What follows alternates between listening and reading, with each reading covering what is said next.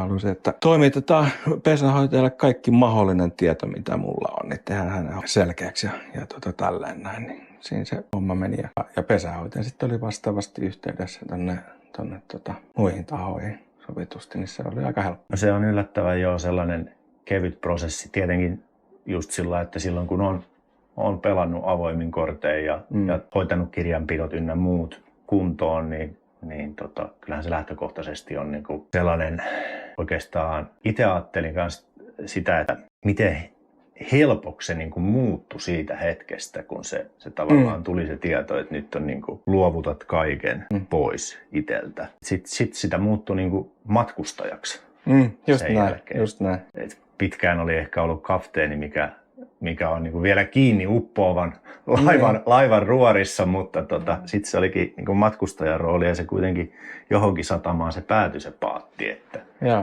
vaikka se tavallaan niinku sit se oli romu sen jälkeen. Mutta hyvin kuvaava. Siitä selvisi.